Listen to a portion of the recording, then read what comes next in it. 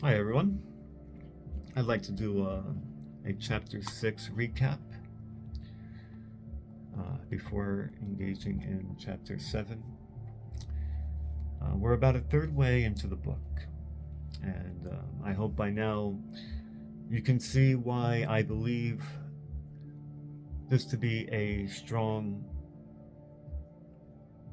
spiritually healing book.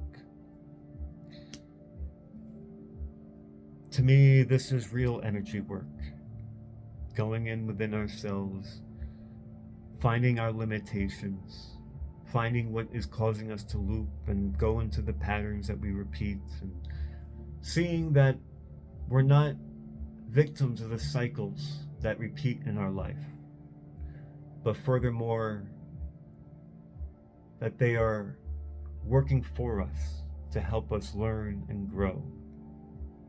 So much as we see in nature, it's all about growth and development and harmony in ecosystems.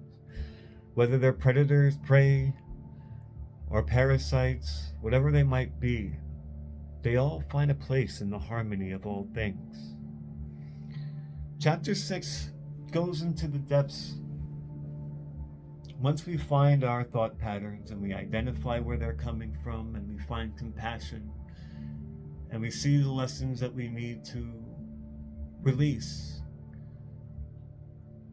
and then we take time to engage in the idea and be willing to volunteer in the growth and change of our ways.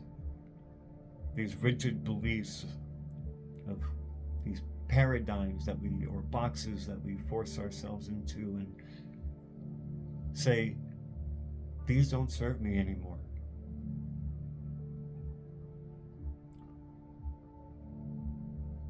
I pursue a better life for myself, and I pursue a better quality, to be a better influence in the world around me, to be incorporated into a larger picture of harmony that supports growth for myself and those around me.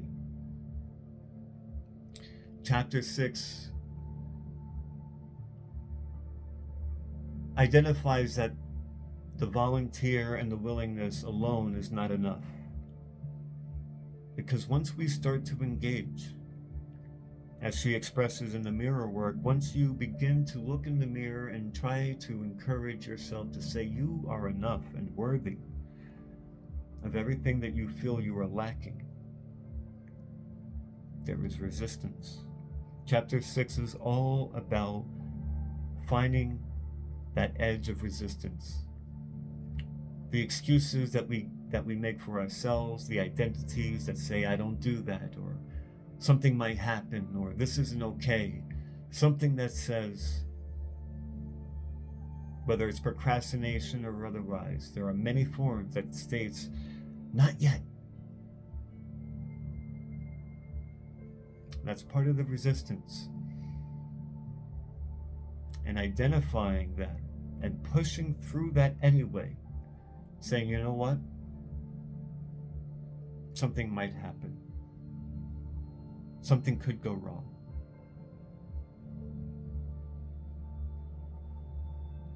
Pushing past that anyway and saying the change in my life is more important than repeating this cycle. The change is more important for myself and everyone, that I no longer repeat this pattern. We have to identify that pattern and see how, become aware of how it is serving us. It's not that we're up against these patterns, that these loops and repeating cycles are here to keep us confined or to hurt us somehow, even though it is suffering and it is painful. That's not its purpose.